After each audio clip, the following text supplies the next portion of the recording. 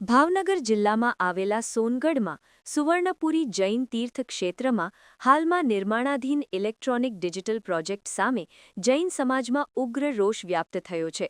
સમાજના આગેવાનોને કહેવું છે કે કરોડોના ખર્ચે આ પ્રોજેક્ટનું નિર્માણ કાર્ય ટ્રસ્ટના બંધારણના ઉદ્દેશ્યની વિરુદ્ધ થઈ રહ્યું છે.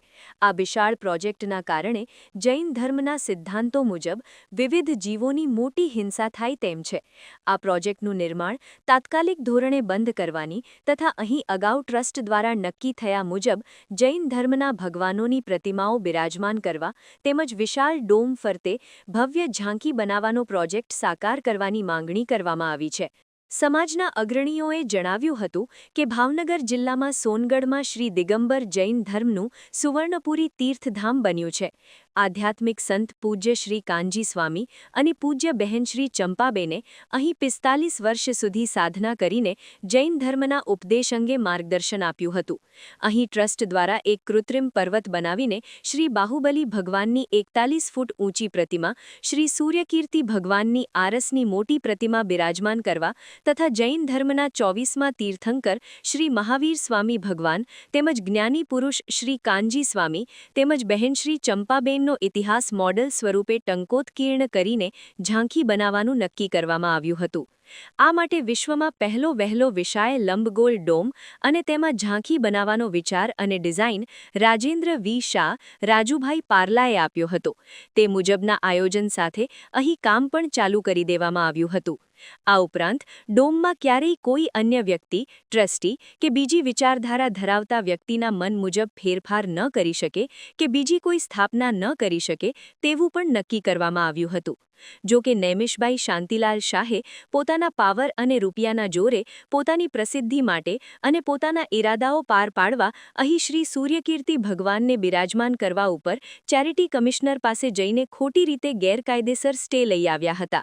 તેમણે છળકપટથી પ્રપંચો કરીને અહીં ઇલેક્ટ્રોનિક્સ ડિજિટલ પ્રોજેક્ટ બનાવવા માટે જીદ કરીને જબરદસ્તીથી પ્રમુખ હસમુખભાઈ વોરા પાસે ગેરકાયદેસર રીતે આ પ્રોજેક્ટનું નિર્માણ કરવાનું નક્કી કરાવડાવ્યું હતું. જો કે સમય જતાં સમાજને અને ટ્રસ્ટીઓને ખબર પડી હતી કે આ ઇલેક્ટ્રોનિક્સ ડિજિટલ પ્રોજેક્ટમાં મોટા પ્રમાણમાં ઇલેક્ટ્રોનિક ડિવાઇસ, લાઇટોનો ઉપયોગ થવાનો છે અને મોટા એસી લાગવાના છે. વળી તેમાં ભારે માત્રામાં પાણીનો પણ ઉપયોગ થવાનો છે. આ વિશાળ પ્રોજેક્ટના કારણે જૈન ધર્મના સિદ્ધાંતો મુજબ 6 કાયના જીવોની મોટી હિંસા થાય તેવી ભીતિ છે, જે અમારા પૂજ્ય ગુરુદેવ શ્રી કાનજી સ્વામીની આજ્ઞાની વિરુદ્ધ છે. આ ઉપરાંત આ પ્રોજેક્ટનું નિર્માણ અમારા ટ્રસ્ટના બંધારણના ઉદ્દેશ્ય વિરુદ્ધ છે અને નીતિ નિયમોનું ઘોર ઉલ્લંઘન છે. અગાઉ સોનગઢના કોઈપણ મંદિરોમાં કે મોટા સ્વાધ્યાય હોલોમાં પંખા પણ નાખવામાં આવ્યા નથી. તો પછી મોટા પ્રમાણમાં એર કન્ડિશનો અને ઇલેક્ટ્રોનિક્સ ડિજિટલ પ્રોજેક્ટ સ્થાપિત કરવાની વાત ક્યાંથી થઈ શકે? સમાજના લોકોના ઉગ્ર વિરોધ છતાં પણ નૈમિષભાઈ શાંતિલાલ શાહ આ હિંસક પ્રોજેક્ટ બનાવવાની જીદ છોડતા નથી. પહેલાં તો આપનો પરિચય આપો અને આ મુખ્ય વિષય શું છે? મારું નામ રાજેન્દ્ર વિનોદરાય કામદાર છે. મારું રહેણાંક રાજકોટમાં પણ છે અને પૂજ્ય કાનજી સ્વામીની સાધના ભૂમિ સોનગઢ, તાલુકો સિહોર, જિલ્લો ભાવનગર, ત્યાં પણ મારું ઘર છે.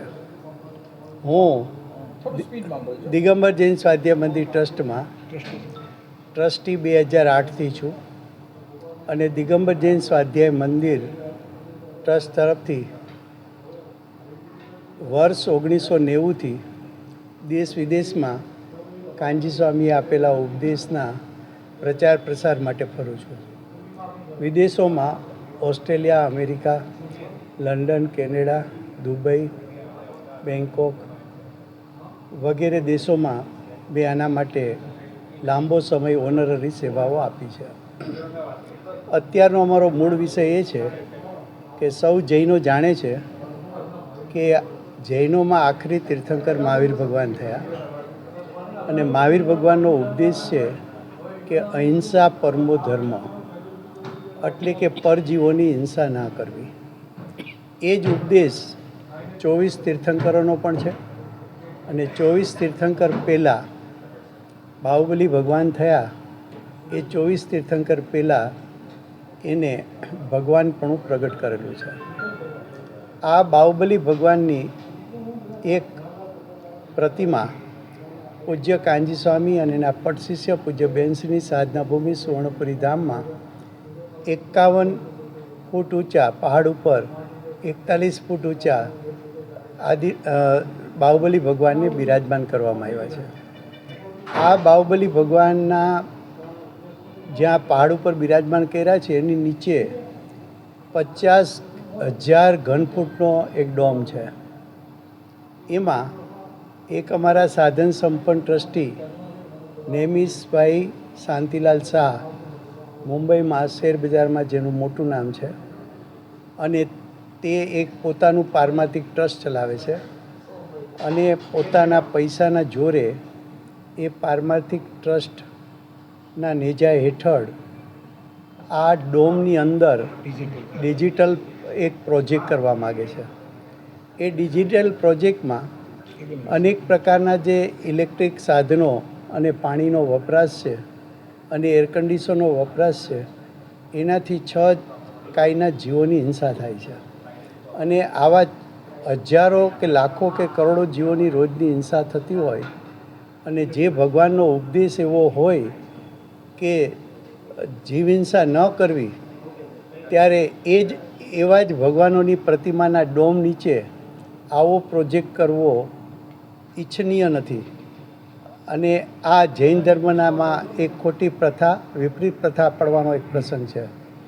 અમને વ્યક્તિગત નિમિષભાઈ શાંતિલાલ શાહ પ્રત્યે કોઈ દ્વેષ નથી, પણ એની આ વૃત્તિ પ્રત્યે ચોક્કસપણે અમારા આખા સમાજને એના પ્રત્યે વિરોધ છે. અમે નિમિષભાઈ શાંતિલાલ શાહને રિક્વેસ્ટ કરીએ છીએ કે આ પ્રોજેક્ટ પોતે જીવ હિંસાવાળો બંધ કરે